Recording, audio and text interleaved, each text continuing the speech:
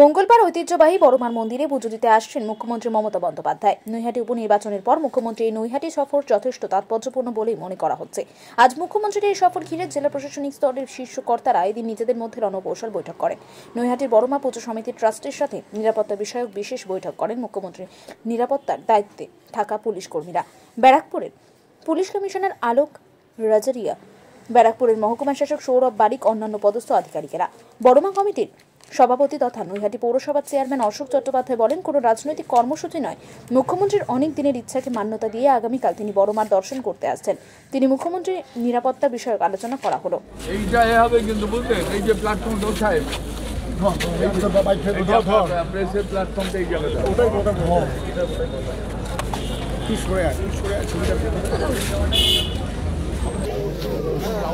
আমি মিডিয়া যে ঘরটা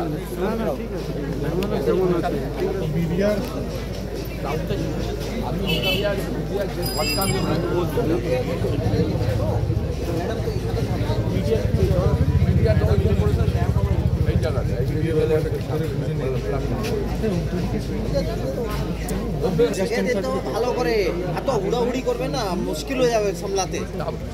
আপনি এই জায়গাটা একটু স্যার হয়ে গেছে, ওকে সব বলে দেবো না প্রত্যেকেই বাইরে রয়েছে, সামনে দিকে অপেক্ষা, তারপরে আসবেন।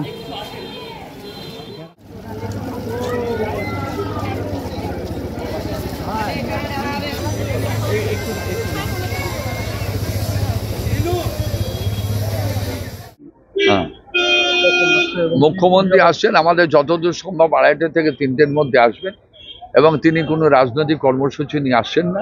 তিনি বড়মার মন্দির দর্শন করতে আসছেন, বড়মার আশীর্বাদ নিতে আসছেন। এটা তো নিরাপত্তা থাকবে, এটা সিএম আসবেন, তার নিরাপত্তা থাকবে না? নিরাপত্তার বলয় তো একটা থাকবেই। তার যারা সিকিউরিটির দায়িত্বে আছেন, এডিজি আইন শৃঙ্খলা সহ, এডিএম সহ, এসডিও সহ, সিপি সাহেব অলোক রাজুরিয়া সহ, তারা প্রত্যেকের খতিয়ে দেখলেন মন্দিরের কোথায় কি আছে। এটা তো নিরাপত্তার স্বার্থে একটা সিএম এর হতেই পারে, থাকতেই পারে। তা স্বাভাবিক কাজে সেই মিটিংটা তারা করে গেলেন।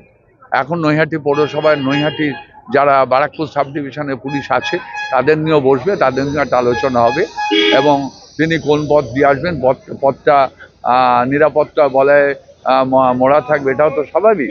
তাই সেটা দেখে নিয়ে আজকের কালকের আমরা এখানে মন্দিরে যেভাবে চলছে মন্দির, তিনি ওই সময় দর্শন করতে আসছেন বড়মাকে যে সময়টা মন্দির দর্শনার্থীদের জন্য বন্ধ থাকে, 2টো থেকে 4টে মন্দির বন্ধ থাকে।